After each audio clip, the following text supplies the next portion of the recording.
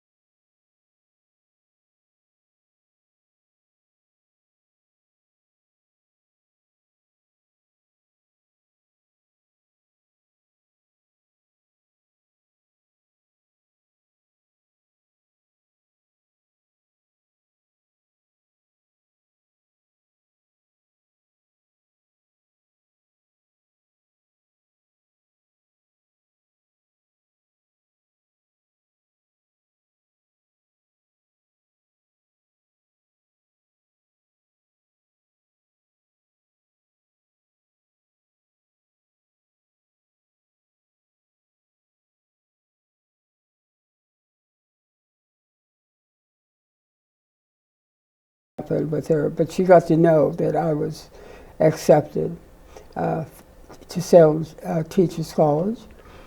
That's where I went. Was your church a big influence in your career? Oh, was the church? I'm sorry, I didn't hear the the word. The church was really a big influence. I went to her church, which is the first Black Baptist church in Cambridge, and there are offshoots of it even today there. Wow. And her dad was a minister. I didn't know him. I only knew one of her family, and it was her youngest sister, and my middle name is for that younger sister. So of course, she had 4 sisters, and they had a minister as a dad. They lived in Troy, New York, and they were very active. Their younger sister was an organist in church, so church was a major part of the family's life. And so it was, with mine, and very influential. That church gave me a scholarship when I was going to Salem, because they realized I was on my own, and 17 is kind of young. Right. But they did, and what it did was to give me the kind of lift you need when you're not sure how you're going to do what it is you want to do. So The answer to the question, it was long-winded, but was yes, it was. He was also, which I found very interesting, a member of the colored troops in the Civil War. Have you heard of that? No, I never heard of that. Peter Hawkins is his name, and he was in the Civil War, and he went out of New York because they lived, when she married, in Troy, New York. And I think it was the 13th Regiment. But anyway, it's funny how life, keeps stepping. And perhaps 10, 15 years ago, I got really interested in my own family genealogy because it's all from either New England or Barbados. Oh my God. So I began the genealogy, and I've written it online. So somebody called me about it, saying that they were they were involved in studying the colored troops, and they were looking for Peter Hawkins, and they had seen my work online. Right. And would I be willing to let them use it? And so, of course, I was. And there is it's not a statue, it's a flat. I call it kind of memorabilia. And it's in D.C. on Florida Avenue.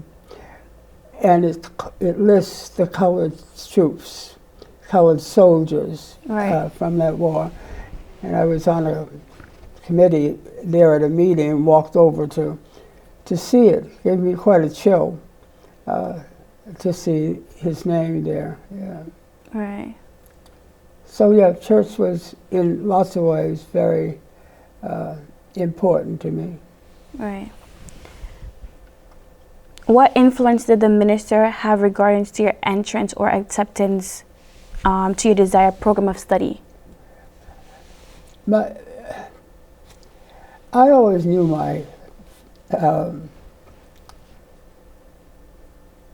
what I wanted to do and what I had to study. Right. Nobody really influenced me in that way. That Miss Dorman must have been a wonderful woman, because I taught second grade myself for a good while.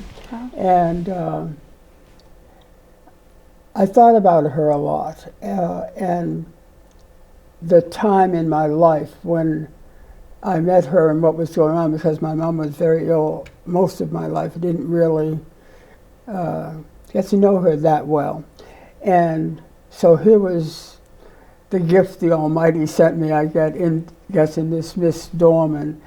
So I was always interested in elementary school teaching and thinking about how broad it is and how much you have to know about all the different subjects, as opposed to people who specialize, say, in biology or chemistry or even art or any single subject. So I think it's not that I wasn't influenced at all. I think the influence I felt was when either professors or teachers, they sort of say, wow, you did that well, kind of thing. So I don't think I've varied from the kid who was going to be a teacher whenever anybody asks, how people say, what are you going to do when you grow up? Right. And so my response was always, I'm going to be a teacher. I never expected to be at college, be teaching at college. Never. Didn't want to. Right. Because I liked the little ones. But it was meant to be, so. And I've thoroughly enjoyed it. Was it like a specific subject that you really wanted to teach, or was it just that you wanted to be a teacher overall? It was a grade that I wanted to teach, second. Mm-hmm.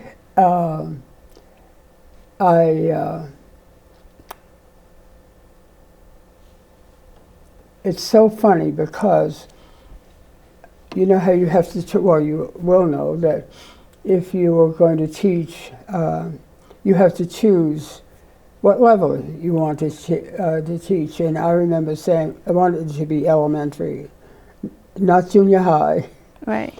not even middle school, but the younger children. And I was lucky in that I practice taught in the 2nd and the 4th grades. And the 4th grade was about the last level I was interested in teaching. So I got to do that. But when I was hired to teach in Springfield, Mass, they needed a kindergarten teacher and or 1st grade, and I'd not done either one of those. But they're close enough, and psychology and all of that works for you, and you've learned that. So my first job was assisting in a huge kindergarten. And then what they did, I think it was probably by the 1st quarter, they put together half of the class as 1st graders and half kindergartners. That was a lot of fun. Because there's a difference clearly in the curriculum, not huge, but there's a difference. And there's also a difference in 5-year-olds and needing naps and that sort of thing. So I have lots of fun memories about my kindergartners having a nap in the back of the room after lunch while I'm teaching the 1st graders the 2nd, part of the day. Right. And what was funny was sometimes I would ask a question and somebody from the kindergarten would answer it when it was really I was talking to the 1st graders. Right. That's when I think I just fell in love with how children, they almost come here like they've been here before. Right. And they provide you with a lot of amusement. So, yeah. Cambridge High, it was then Cambridge High in Latin. It was, and then Ringe Tech was across the street where the library is. Did you say that you knew Cambridge? No, I'm sorry, I thought you did. Is it that the Cambridge High School is separate from the Latin school? There were 2 high schools. Right. 2 public high schools. Mm-hmm. One of them was Cambridge High and Latin. Okay. And that's where the different programs got you wherever you wanted to go academically afterwards. At Cambridge High and Latin, you would take a college course and you'd have Latin and all of that. At Ringe Tech, you had the opportunity, I think the kids felt it was the opportunity to be in an all-boys school. And the boys, back in those days, they thought Cambridge High and Latin was, that boys shouldn't be going there, that they really needed to be over at Ringe. The major part of Ringe was the technical part, so that they called it Ringe Tech. And my husband went to Ringe Tech, but he also did college course, and he was a social worker, so you could go where you wanted to go. But sometime, perhaps in the 80s, they combined both Cambridge High and Latin and Ringe Tech, and they tore down my school. And they made a beautiful big Ringe, Ringe and Latin, they call it, Ringe Tech and Latin.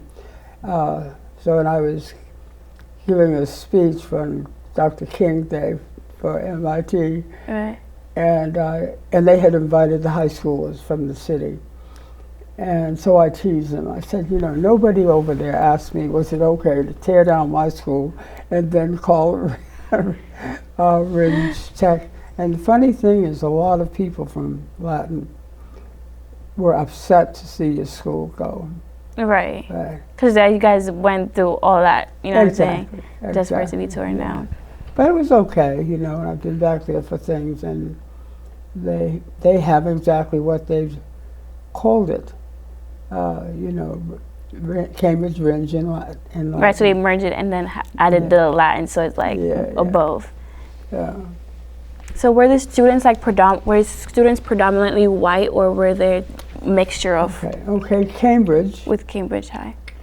Is a big city, and we used to grow up saying there were 5 cities in one, and that had to do with the different cultures who came to Cambridge. And it's one of the very early cities. So there were about 3 different areas of Cambridge where there was a black community. But it wasn't a negative setting. It's where people came to live where other people who came from where they did.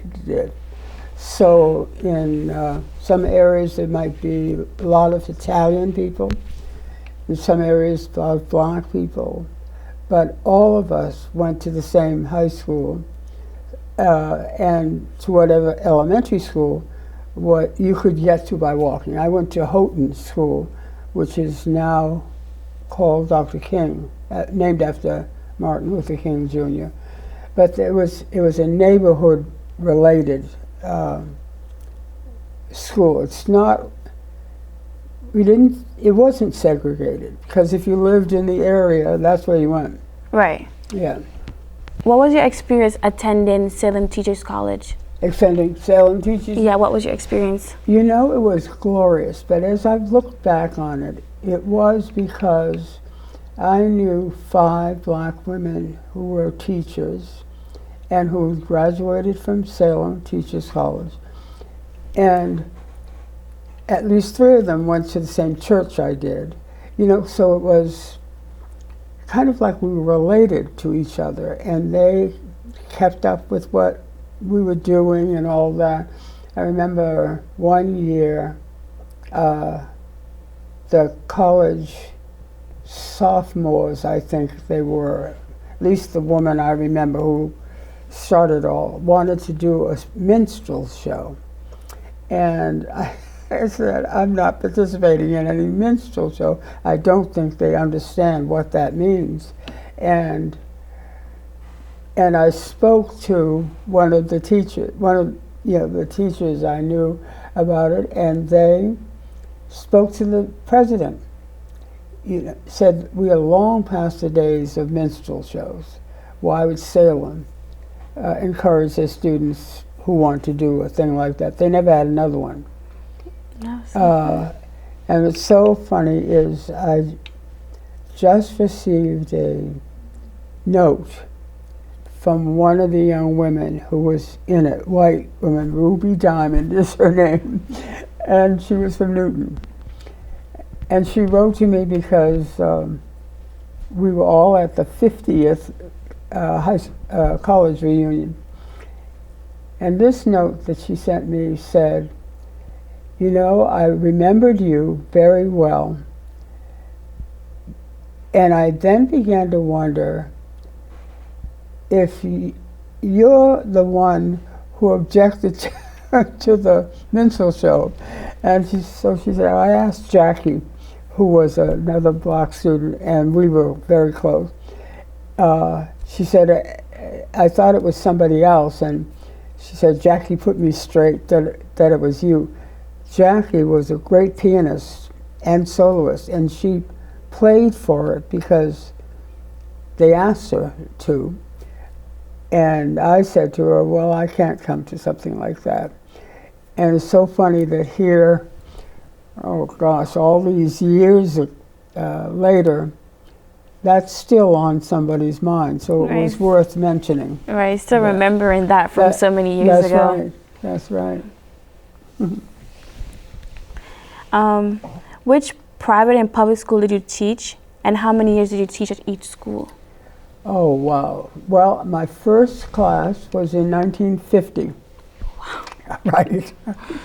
And it was in Springfield, which is out in the midwestern part of Massachusetts city.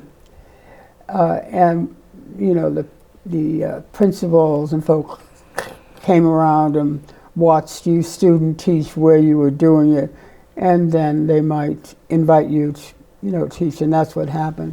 So it was in Springfield, and it was that class I was telling you about that at first was kindergarten, and then the rest of the year was the double, and then the next year that I stayed, I taught the 4th grade. And so I was happy about getting one class I'd really wanted to be in. I was really very successful. I loved it. And but I was working on a master's at Tufts back in Cambridge in the summer. And so I decided I really wanted to go teach at the school where I'd gone. Okay. And I applied. And it took them until June to set up a time to come see me in Springfield. And that's the worst possible time to interrupt someone's class. Right. So but I said, okay, I was going to come. And you're going to have to excuse the fact that things that you ask me sometimes relate to things that apply to them. Mm-hmm. And I can't stop being a teacher because I helps you understand the whole thing. So anyway, I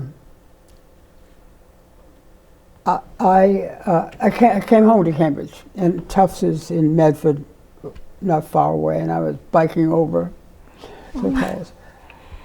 I read that there was going to be a conference at our city hall, I think it was, and it was around teaching and around integrating staff and all the stuff.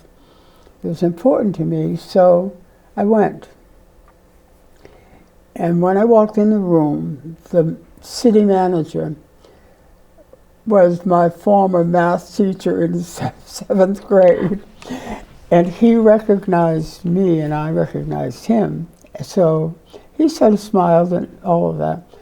But halfway through there was a Q&A, mm-hmm. and I raised my hand, and he said, I'm going to let this young lady ask anything she wants because she hasn't told any of you that I was her 7th grade teacher. So I told him that about having applied and how long they waited, and that made me feel that Cambridge had not moved very far in hiring black faculty. Right. And he turned a little red, which is okay as far as I was concerned. But we had a good relationship.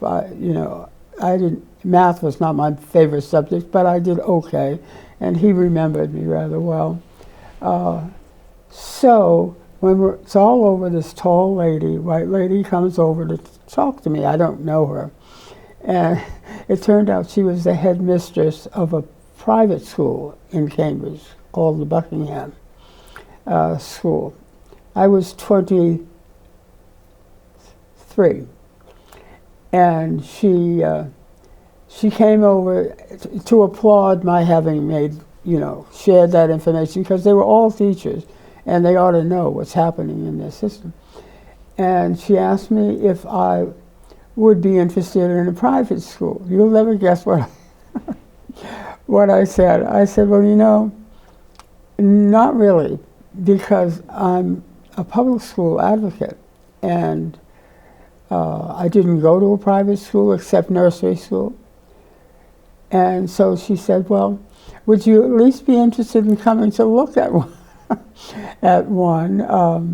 She said, I so appreciate what you had to say, and our school is trying to move in that direction.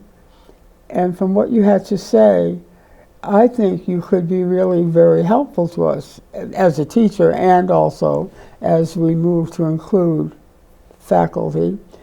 Or she said, we also wonder whether you think we should have children first, invite black children first, or teachers.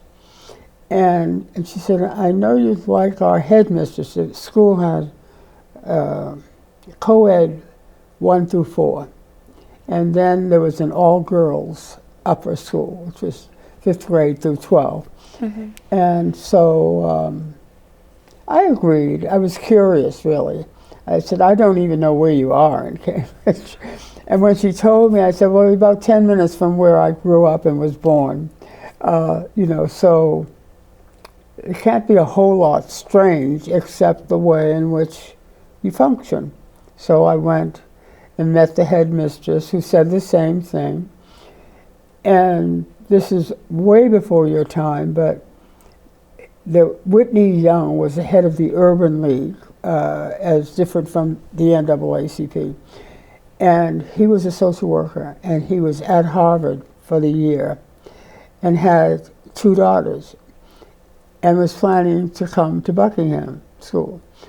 And so I'll shorten it and say, I did say yes, I would. And so I had his daughter Lauren in the 2nd grade.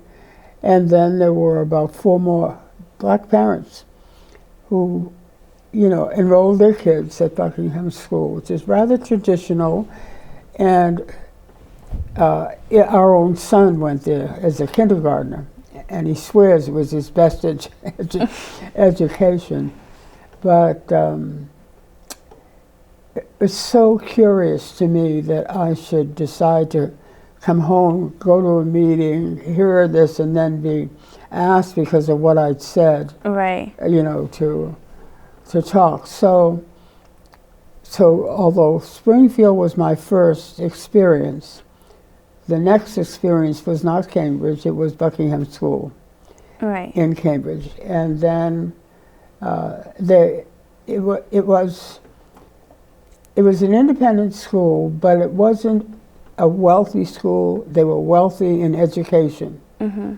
But it's not like, Trump's kid went someplace where you have to have lots of money. Right. And all that. It was a really wonderful experience there. And I stayed there for 8 years. Yeah, 8 years. And and then we had a surprise, my daughter. we adopted our son first. Right. And he said, I need a sister. Told me that on the way home, Mommy, I need a sister. And we had a sister. And my husband was a social worker for the state, and we were living in one town, and his job covered 10 towns, so we had to move where the children could get decent education and all that, and that's why we were on the South Shore for it. And I taught, somebody left in the middle of the year, and I don't know how the superintendent knew about me, probably a friend, but asked me to finish the year for her, which I did. And that was the last, they had a program, a government program where they hired teachers to help children who had difficulties and needed special help. Mm-hmm. And so I did that for a few years, heading that program. And then I read about Simmons in the newspaper and applied, was hired, graduated. And then I was hired at Simmons to do what I'm doing right now with you, student teaching supervision, and I think I gave my daughter a couple of years with me at home. And then I was at Simmons those other years until '93. Yeah. So those are the people I'm talking about, the students I had there who were at this symposium this past week. Wow, that's it was fun. That seems like it was pretty fun, and you got to, you know, met back up with all the kids that you taught and everything. Right, because there's a wide variety of things you can do as a teacher. Right. Yeah. You taught in Japan for a year, right? So, how did you find about a teaching job in Japan? Oh, well, let's see. After I was in Springfield, there were 4 black teachers, and they waited upon me. You know that expression, you're awfully young to know it, but that means they decided, here's a new black teacher, a new sister, and they came to meet me. And one of them was the closest in age to me, and she'd gone to Framingham State College, Teachers College, and we became good friends from Worcester. So when she said to me, you know, how about going, actually we applied to Ethiopia. Oh. And I said, well, sure. See, I was not married, I was not, I mean, my husband wished I had said yes sooner, but I didn't, and I was free to do what I wanted to do. Right. And so both of us applied, both of us were accepted to teach at Haile Selassie. You know, he was the leader. I don't know what his title was in Ethiopia, but it was not going to come to fruition for another year. And, you know, when you've been accepted into something, you get real excited and you want to get going. Right. So May called me back and she said, at BU, they are, the Army is interviewing for teachers abroad because servicemen take their families and they live in sort of compounds like, and they have schools and they need teachers there. And they too were looking to integrate at the time.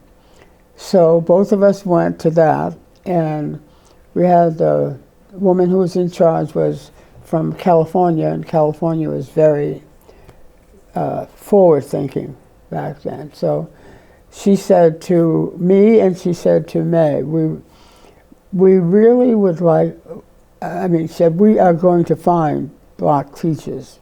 They probably said colored then, who knows? We've had so many descriptions. But anyways, she said, we're really looking for people who had integrated lives so that, because they may wind up in Japan or in France or wherever.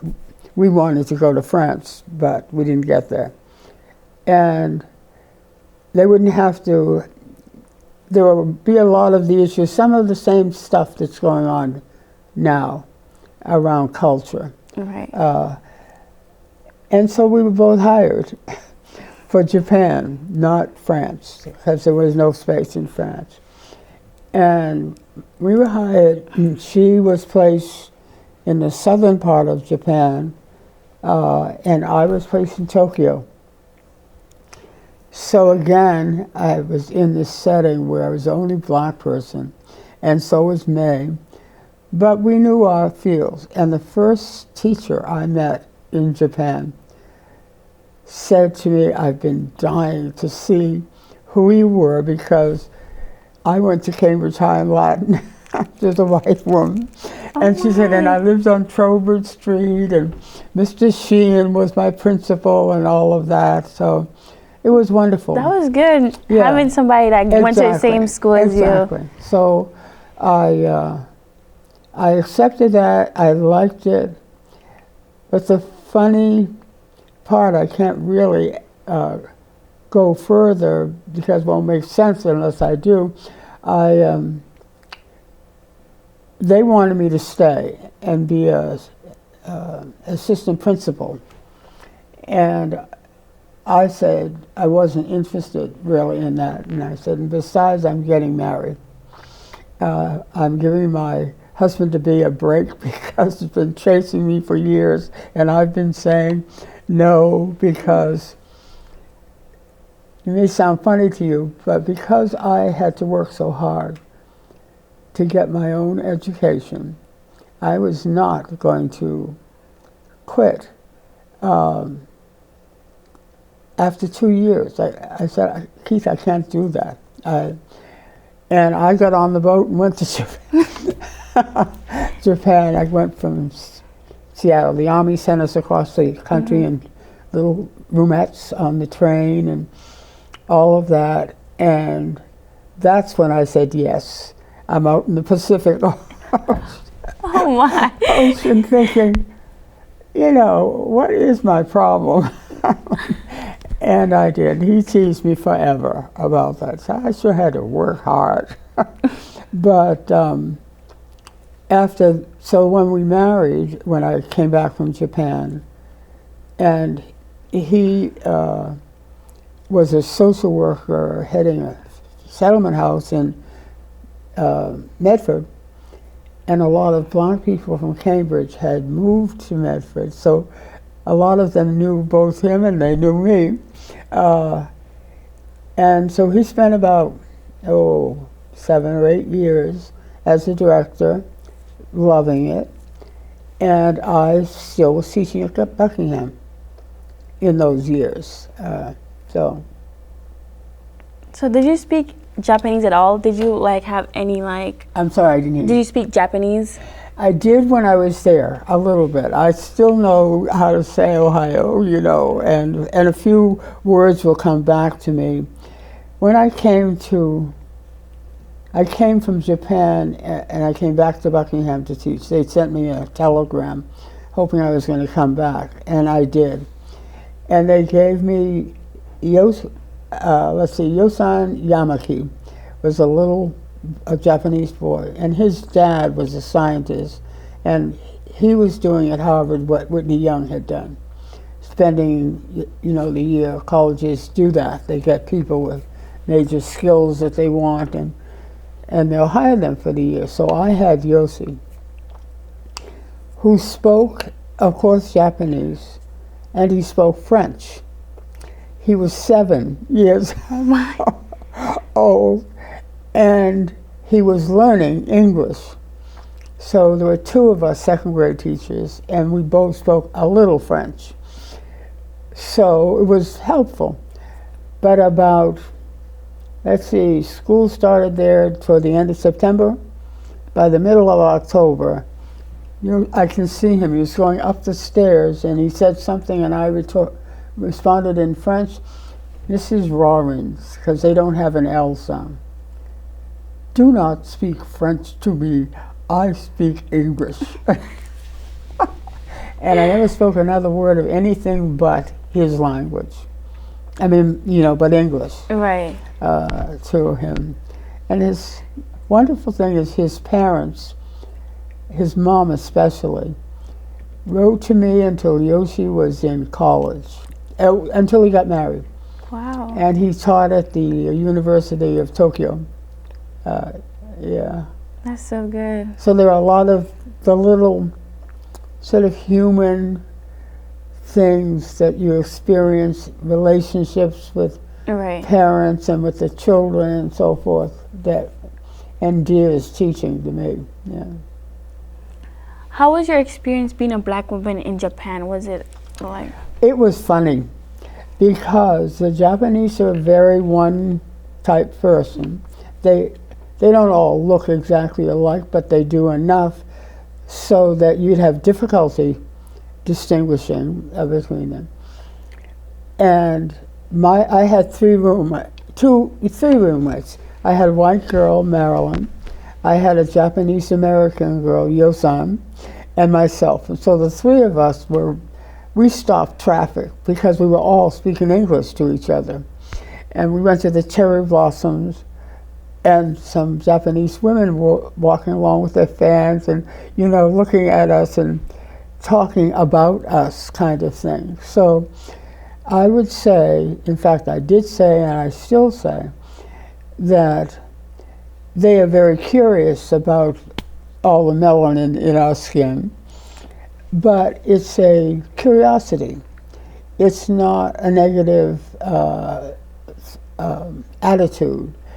And they will smile, you know, when they get caught by us, you know, looking at them. We had a Japanese artist who came to teach art in my class. I guess he came once a month or thereabouts. I did not have one negative experience, not one. That's good. Yeah, and besides, they revere teachers.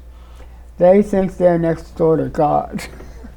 Wow. Because of education. Right. They're very, you know. Did you experience any like culture shock while you were there, or? I didn't really, if by culture shock you mean that in a way that was disturbing, no. Because I'm tall, I'm not as tall as I was, because you get shorter as you get older. But I was very tall for Japanese people, generally speaking. And I went to plays and opera and so forth, and my legs are long. So I was always having to sit sideways. People are very, very polite. And this was right after the World War II, you know. This was in 53, 54. Right. So that's right after the atom bomb has been dropped a few years before. And they're rebuilding the area where that happened. And they're sort of trying to rebuild positive relationships. So the only experience I had that I would consider anxiety producing was that in the spring, the three of us roommates went on a tour of Japan, different islands. There were 3 different islands there, and to Kyoto and Osaka and all of these cities that you hear about, because it's a wonderful place. And we went to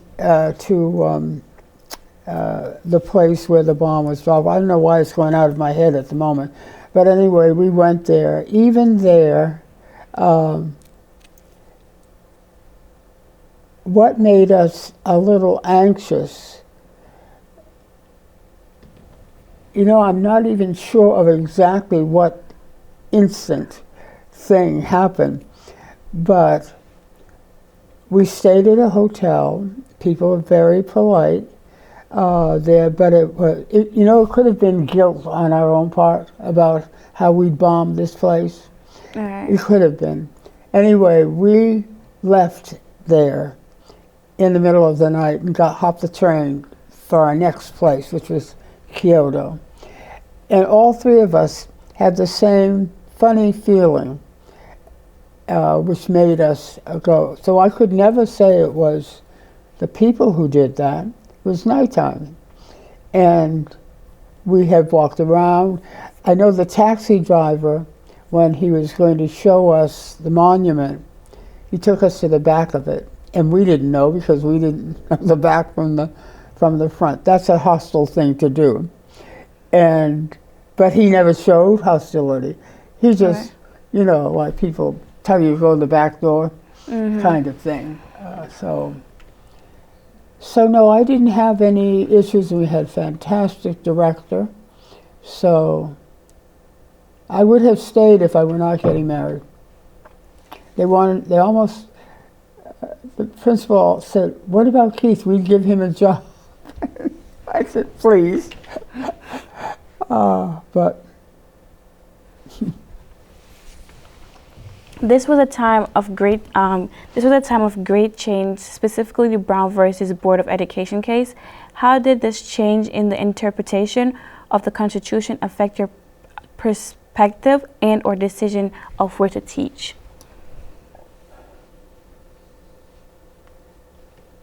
I don't think that bothered me. You know, I really. When I accepted the position at Simmons,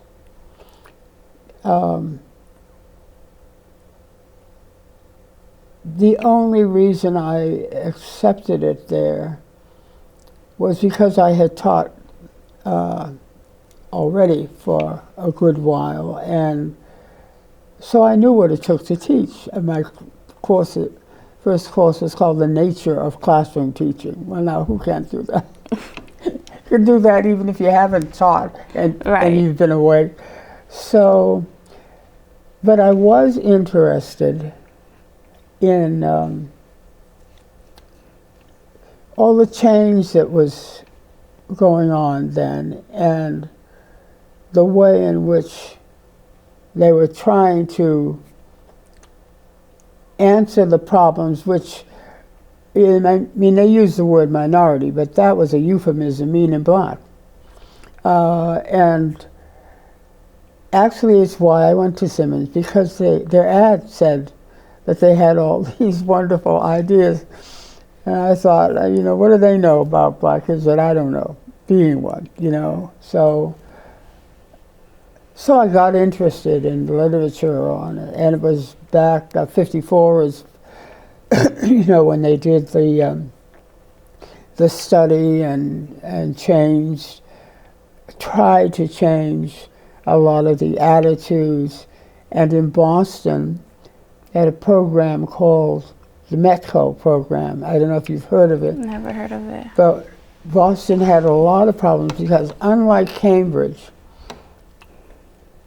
I mean, both of those cities had bastions of places where different people lived, but I do not remember the awful negativity in Cambridge. That didn't have, boys used to talk about their territory and have those knock that off my shoulder attitudes, but they didn't have the whole busing thing without thinking about it, and especially Irish families had a part of South Boston, and lots of them had joined the police force, and, you know, and they had come here themselves after a famine, or during a famine in Ireland, and they were Catholic Christians, you know. Right. So I couldn't figure that one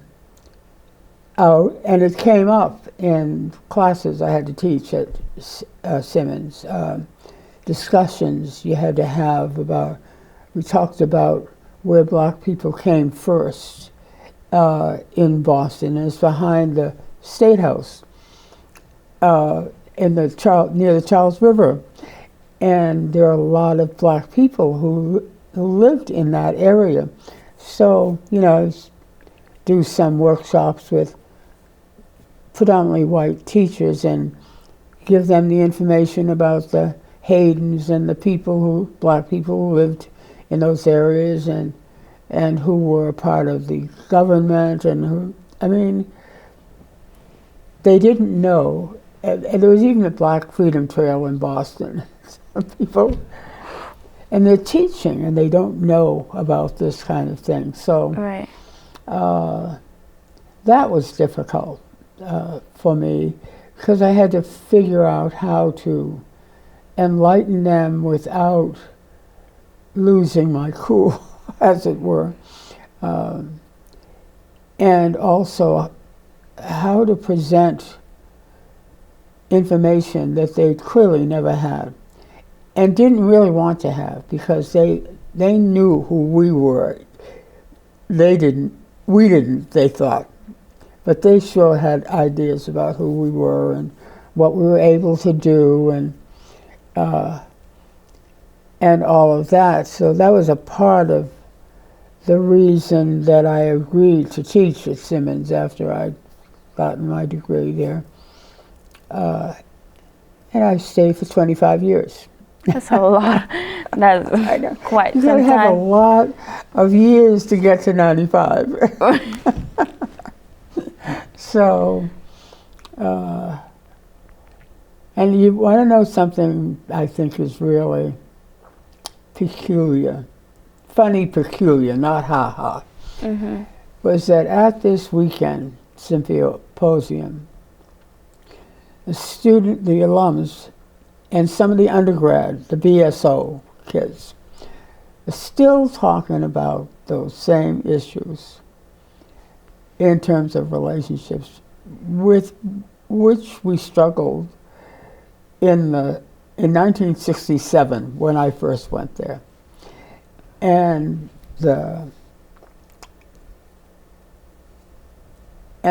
how they will, help the students get over, understand there's some things you think you can't change, but you can, and it was really, part of it bothered me because we worked so hard. And that symposium that we had was my idea around broadening people's outlook and all of that, because black students would be leaving. They said to me, Dean Rawlins, I'll see you, it's been wonderful, I'm never coming back here. They did. Oh my. And then I'd see them at church or somewhere else. They're from Maryland or somewhere in the South. I said, I thought you were leaving and you were never coming back. Well, it was really something. And it still is. Somebody would be great for somebody to be able to figure out what it is you can say or do that helps younger people move ahead and leave some of that trash behind, because you don't have to take it with you. All right. Yeah. So. You studied urban. Was urban education a help to, with helping like black students or anything? Was it like? I'm not sure. I said with urban, and you studied urban education. Urban education. That was another euphemism, meaning black. Right. Okay. Well, so I'll think about the program in which I got the master's was called Urban Teacher Preparation, which meant that they were going to really focus on black kids in Boston, because there was so many difficulties in the city, just like maybe Chicago or any other place. And so when I took the program, I had one black professor, but that professor and some who came right after spoke up, and when I graduated and been invited to teach, we all made ourselves a committee to support the president in understanding, because if the president doesn't understand, he's not going to provide, the kind of education the faculty needs. Right. And so if they don't get it, you don't get it. But I don't know if you came up in a neighborhood where all the folks there who knew your folks and so forth felt like they were your parents. Oh, yes. Okay. Well, that's how I grew up. And that's how I dealt with the students. Because they were smart, they were really, truly interested in being there. They'd been invited because of that. But I felt they didn't feel entitled to be there.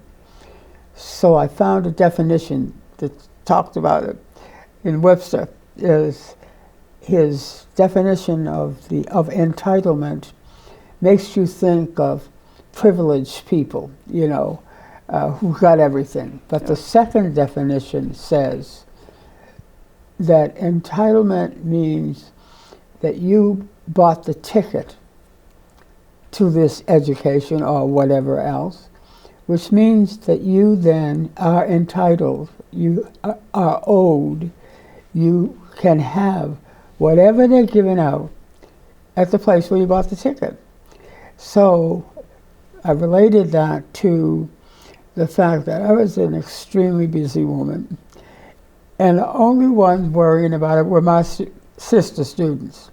Well, I didn't come see you because I know you're so busy, and all of that. And so I would say to them, I don't get paid for being busy. I get paid to be your dean, Right. kind of thing. In fact, the way your mother or your parent would speak to you. So I had stopped in at the president's office one day. I was famous for just stopping in if I had something that I wanted to talk to him. And I said to him, Bill, I have just discovered this other definition, and we don't get black student alums coming back. And he knew it, and I said, and you all complain about it, but you're not doing anything different to get them back. I said, well, what do you do to get them? And the director said, well, I send them the same stuff I send everybody else. I said, and how's that working for you? Right. They are not the same. So we had this wonderful symposium in 1989, and I wrote that. And the president says to me, you think you can get them back? I said, I was either their teacher, their counselor, their dean, or their person to hear their complaints. So, yes. And I said, I'll write them a Black Mother's letter about, what they need to do for their younger sisters who are coming behind them and going to face all those same things. And the fact that they are brilliant. I'm biased, maybe, but I know a lot about a lot of the colleges, and I don't know another one that has a group of women, because Simmons is a women's college, Right. who after that letter and after they came and served on the committee to plan the symposium and all of that, they began to give to the college because they got plus money, some of them are quite famous. I don't know if you've ever seen Rahema Ellis on TV. She's the education person for NBC. Never seen it. And Fudge and other women who are heads of or vice presidents of companies, and just all of that. And those are the women who were celebrating me. I said, I should be celebrating you. Right. Really. But that all that experience has to do with the fact that way back in '54, this group did this study to make this all better. And for a little while, they struggled with doing it, but we're sort of back. I don't know how this school is now, but I was on a committee for NAACP to come here and see what was up, and if they, if faculty and staff and so forth had given any real thought to the fact that our kids are a gift. They you broaden their outlook and experience, because people, are in their own places. Some people have interracial friendships. We did. Our kids grew up like that, but so that they can manage in the world. And our granddaughter and grandson is as well, but they know who they are. Right. And everybody gets together at our place. So, That's so good. Yeah. That's a very good tradition. Like you guys continue to do. So when you are a mother, you have to remember that. They need to see other people, Right. When studying for your master's degree, was it a natural step for you to continue your education to become a professor? You know what? No. Last thing I had on my mind was to be a college professor. I had this feeling that it's really the children who need supporting, so that by the time they get there, they will understand the culture of the place and they won't have such a struggle.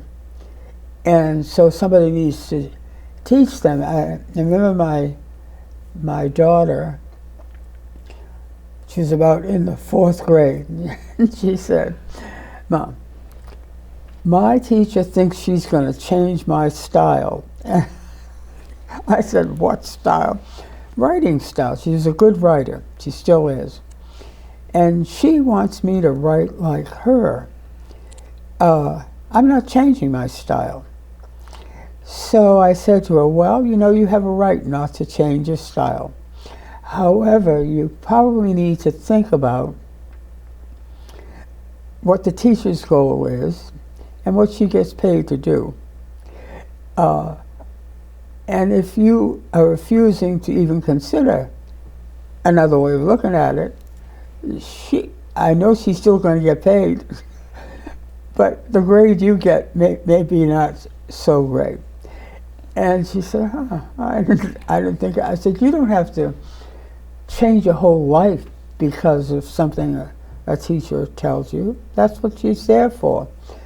And I think it helped a lot better than, you know, people who scold the kid, all of that, as if the teacher's the only one who knows anything worth knowing. That's not true. Right. Yes, it really is not true. And it's a two-way. At this weekend, you know, I was talking with them about they're always applauding me or talking about how much I did for them and all of that, and I'm grateful for it and everything, but it's a two-way street. Think about what I get from the relationships. Right. You know. How they impacted your life. Yeah. So at the end of the session, they were talking about the couple of points that they're never going to forget, and the speaker was Adani, and she was class of 74, and in my class too, and she's an educator. And she said at one point, "You know, every day you ought to make your bed. That'll tell you you're going somewhere.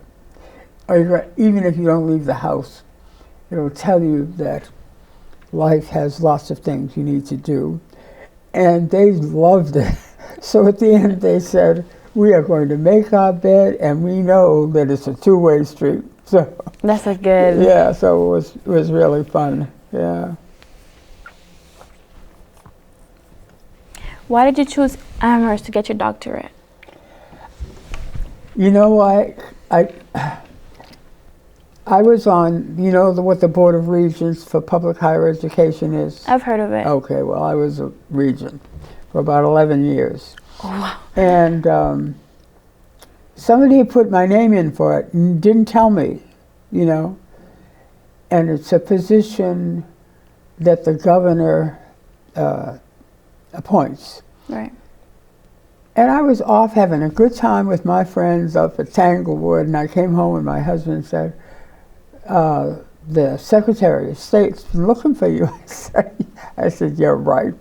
And he said, no, he's really wants to talk to you about being on the Board of Regents. So when I saw him, I said, "Oh, now what is it, you know, why is it you're looking for me? What is it you want?" And he said, "Well, we wanted you," the governor, he said, he's a liar, but he probably did, wanted me to be on the Board of Regents. And I said, "Why does he want me to be on the Board of Regents? If you're a public school teacher or professor, you can't be on the Board of Regents for the public, but they need educators. So there are lots of private schools, especially in Massachusetts."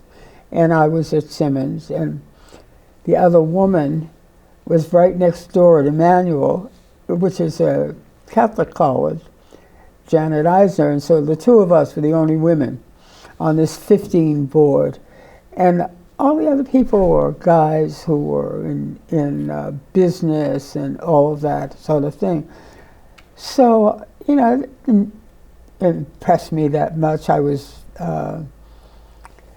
so I said to him, well, now does this mean that I have to vote for the governor? He is still ribbing me about that. He said, no, you don't have to vote for the governor. I said, because I do not approve of this governor, so if that's what he's expecting, then I would say no. You don't have to vote for the governor. It's not expected. We need an educator. We want you on that board. So I did that. And over the years, the black faculty and administration, of course, were calling me up, you know, wanting answers to things and all of that. And I believe in that, so I was responding to it. And one of the women with whom I became quite a good friend was a vice president at Salem. And she was teaching in a graduate program, and she asked me if I would come and talk with them about the Board of Regents, what that was, what it does, what's our responsibility, and all that. And I chaired the committee on students, faculty affairs, and when we needed presidents at college, they came before our committee first, and then we presented it to the whole. So, you know, I did the right stuff for them. And I said to her, well, I'll come talk to your class. So I did. And as we're leaving, she said, you know, you ought to be in this program. You've done the work for a doctorate 10 times over. Why don't you join us? We have a lot of fun. So I did, because I love school. And I did it. I wasn't really doing it to get the doctorate. My dean, I was associate dean of the college, and my boss was dean. Oh, and it didn't feel like a boss, you know, relationship. We were really, she didn't have a doctorate. Nobody had the doctorate in where I was. Right. The reason I did it was because I was curious about the work. And so I did it, and it just never was a need of mine. Titles bother me because they separate people. You know, if people call me Dr. Rawlins all the time, I always feel it in a funny way. If they call me Mrs. Rawlins, or they know me well and call me Betty, that's fine with me. So it's kind of a mixed up. I have no idea why psychologically it wasn't something that I loved the work, and you get paid for the work with the degree, so. Right. Yeah, right. How long did it take you to get your doctorate? I think we were in the decade of the 80s, and I was working, and it was a part-time program, so I think it was close to 8 to 10 years, that decade. And I would, the campus was up in Amherst. I'm in Boston, and the courses you can take in Boston, and it's spread out over a long period because people are working. So, yeah. What was your thesis based on? It was based on black alumni of predominantly white colleges and the need for them for black students. That's such a good thesis. Yeah. Well, I was doing that work. Right. And it kind of coincided with my chat with Bill Holmes about not wanting to send. There were a couple of scholarships in my name, and yet I would get a black student whose parents could pay for it, but maybe they had a shortfall and they need a little more time for, say, $1,000 or something. Right. And I said to the treasurer, you got these scholarships in my name for black students, and you're asking me to send them home because they can't do it? I'm not doing that again. I said to Bill Holmes, I have sent home the last black student with a no to a parent that I cared to do. Or you can just take those scholarships out of my name because it doesn't feel right. Right.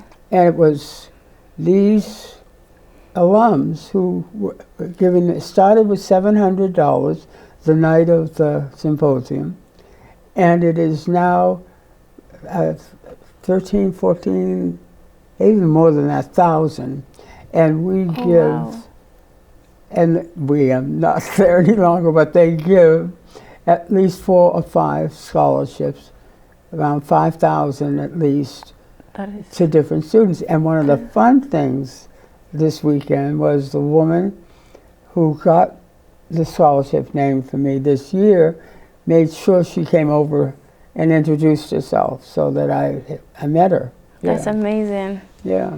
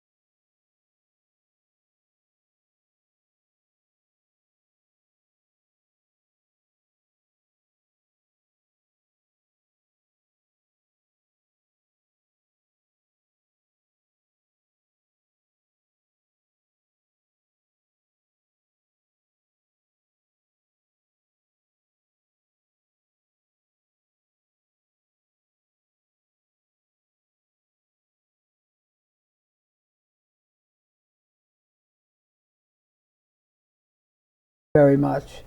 But Patty kind of grew up here. And one day she said to me, Mom, you know, this is the way it ought to be. Those were her exact words. I think she was maybe 11 or something, because she got to have a lot of black friends. Right. And so did we. We knew lots of people who were here, and we didn't know they were here.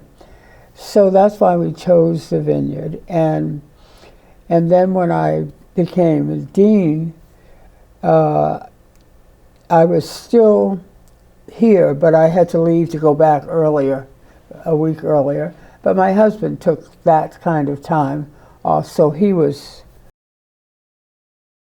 here, right? Yeah. Can you tell us a little bit more about your time on the advisory council of Martha's Vineyard Regional High School? Right. It's I don't know how I got to do that. Well, I joined the NAACP. I had a wicked list of boards I was on. And when we moved here, I said, I am not doing that again, and I was going to get rid of it. And instead, you added. I did that. So at the NAACP, we were talking about the school. It was at a time when there was a lot of talk about us and about the kids and about the summer, and when Morehouse and Atlanta and all these college kids came. And that's really not the idea most white people have of us. Right. Yeah, okay. So I joined the NAACP again, and we're talking about it, and we're talking about schools. And Vera Shorter, Mrs. Shorter, she passed a couple of years ago, and they're doing a celebration of life for her next week, and I'm going to be speaking for her. But she said to me, she and I had a friend in common, and her friend was an educator too, of my way, and they were from New York. So that's how I met Vera, and how she knew what I did. And so she asked me if I would, be on that committee that kind of took a look at what they were doing and what might be helpful and all that. I also knew the principal. I had met it was a woman. I've forgotten her name now, but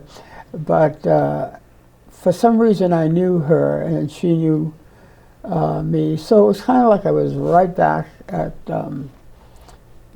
doing the work that I'd been doing. And when I'm on a committee like that, I generally, what they see is what they get, and if people ask me questions that other people find, difficult, I just search for a way to answer it, because they need to answer what they're doing. Because they have what we call our precious cargo of children here. And Leo Frame, we were friends with Mr. Frame and his wife, and my husband was supportive of him and the boys who were here then, the teenage boys who were there. So I did that, and I served on that committee with another woman whose name was Sawyer. And life is really funny, because Shreese, my granddaughter, when she was looking for a job here, the barn kept calling her. And so I said to her, Shreese, if they keep calling you, don't be waiting for Nancy's. Who knows? This may be a better job. Right. So she went, and she was the one black face you saw working over at the barn. And it was owned by Mrs. Sawyer and her son. Oh my. And when she was talking with Sharice, and Sharice said her name is Scott Rawlins, I hyphenated, and she said, Rawlins, is that any relation to Elizabeth Rawlins? And she said, yep, that's my grandmother, or my nana, which is often what she says. And that was the best job. She had such a fantastic experience. She paid for herself for going to Howard for an MBA with what she earned here, and she was their hostess for a couple of the Obama parties, and she just had this wonderful, wonderful experience from it. And she said, oh, I think that's because Mike's mother knows you. I said, I haven't seen her since we left.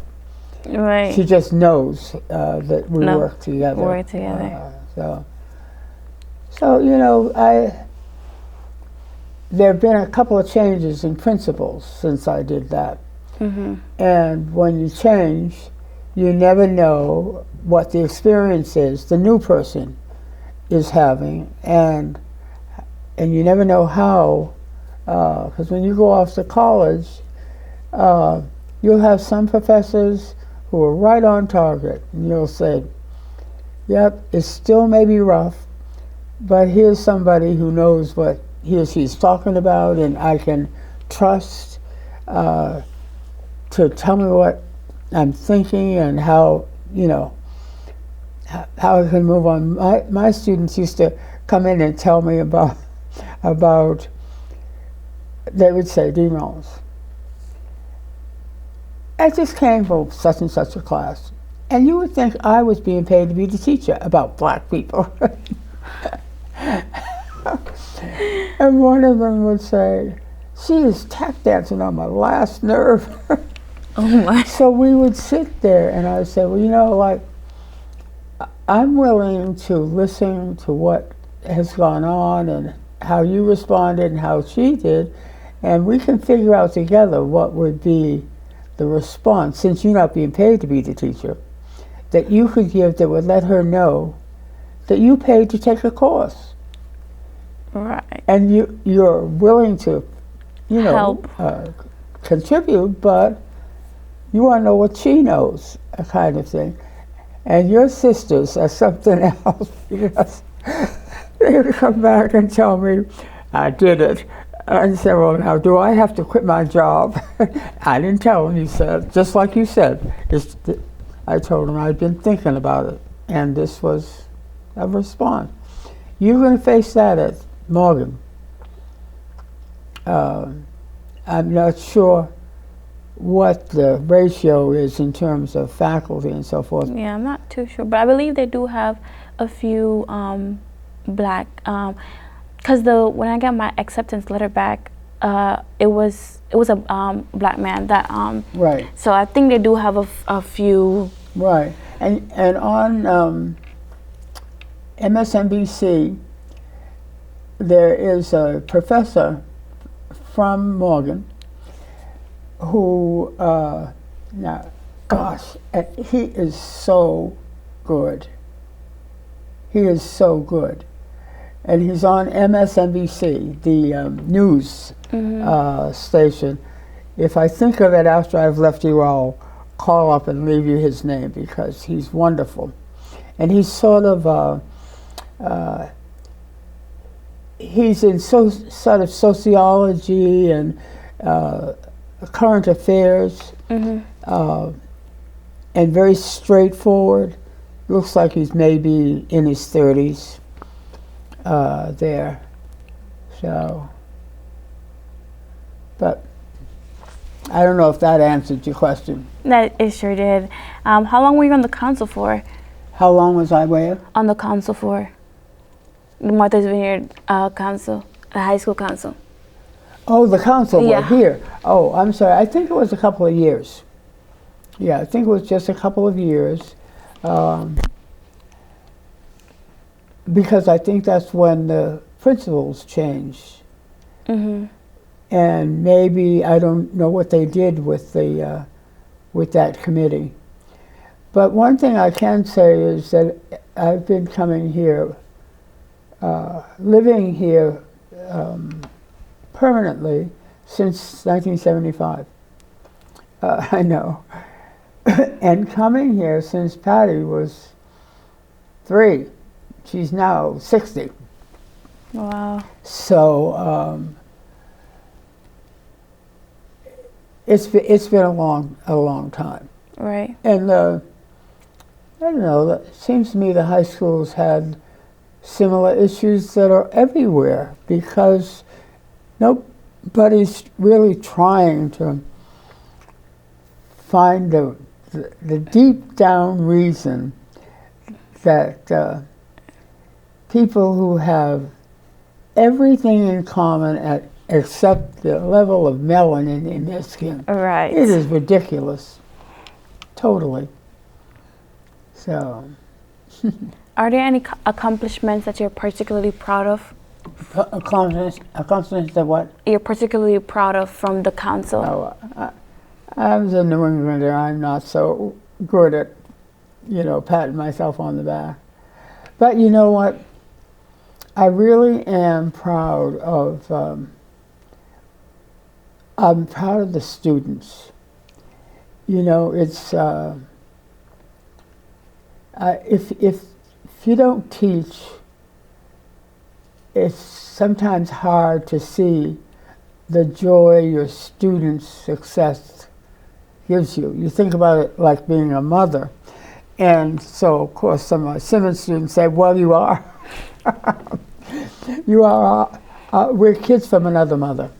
Right. But they said, you're also not just our mother, because we told the line. There was a period when black students wanted to have sororities here. And because in Boston, this area anyway, there were not any big AKAs or Deltas or any of those. In fact, mostly I think they had graduate chapters. And the undergrad is where it's the most fun. So I can remember the part of the hall where I was standing when these two students said, please, we swear, no trouble, no trouble.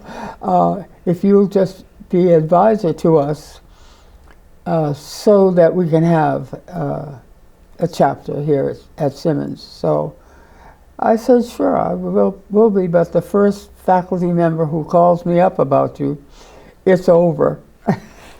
So they didn't have any problems, and a lot of them were able to join the AKAs and Deltas and so forth in this area and not be left out, because mostly that's a Southern tradition in the colleges, because there are black colleges there. Right. Yeah, but there are just so many of them. What year did you join Asalh? I'm sorry? What year did you join Asalh? I have to stop and think of the year, but it's at least 20 years ago. I was also in Asalh when I was working at Simmons, and I went and choosing black educational annual meetings and so forth to go to, so I knew about Asalh back then. Wish I couldn't find, because my friend is not here yet, but she's going to be here and we'll have material because she was secretary, and she would have all those names. I came across one the other day, but I want to say in the 90s or the 80s. And the person who headed it was also a professor at BU. And a lot of us who are in higher ed,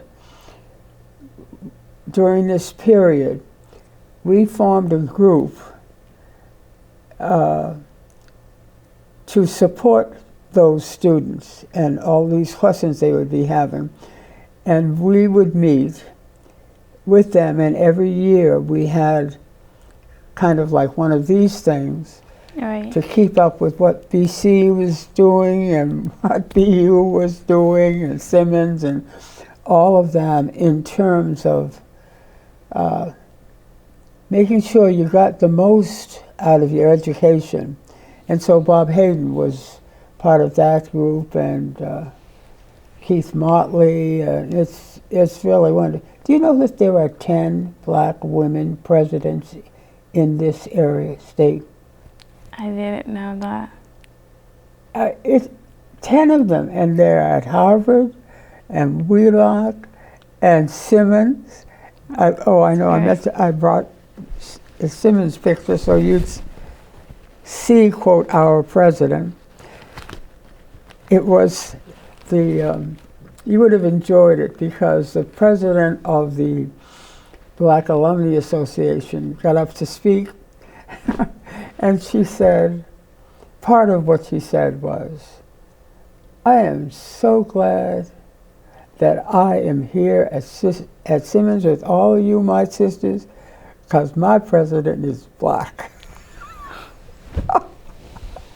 And then by the time, several of them spoke, as you can see in the program, and by the time the president, her name is Lynn Wooten, got up to speak, she said, yes, indeed, I am your president and I'm black.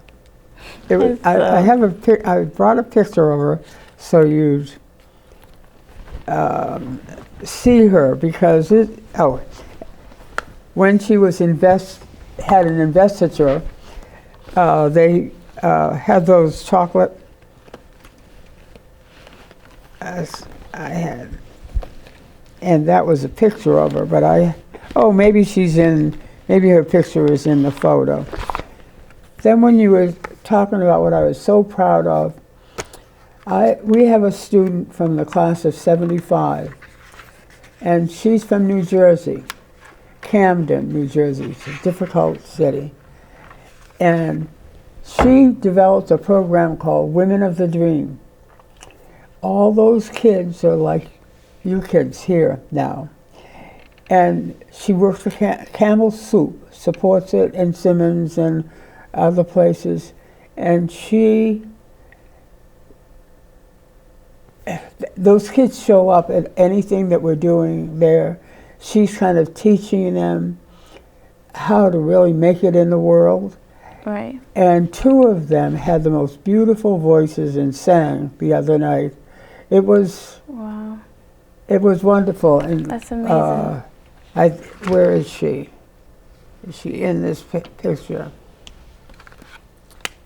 I don't think she's in this particular picture, but she said she remembered what it was like when she was going to Simmons, because she was a hot ticket. Wow. But she has devoted her life to this program and these students, and people give lots of support, lots of money. They teach them everything, not only academically but socially and all of that. So of Leslie Morris, I am extremely proud. She wrote a book about herself called How You Like Me Now. There she is in the orange shirt, standing up there. But, so yeah, it's been wonderful. Just wanted to thank you for allowing me to study your life. I've learned about you, and you're an inspiration. Thank you so much. Well, I hope I answered the things that are really on your mind, because a lot of times that's what, thank you. Oh, my favorite spot. The woman whom you're going to meet, she plays, I told you. I think I did tell you. She plays the flute here in the summer. Oh, right. With the band. So, wow. That is great. You're very welcome. Thank you. And you did fine.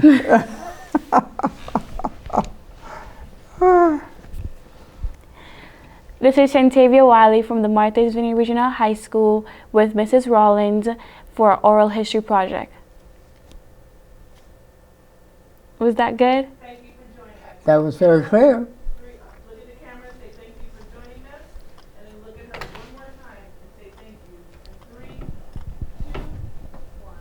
Thank you for joining us. Oh, wait, sorry, that was me. Hold on.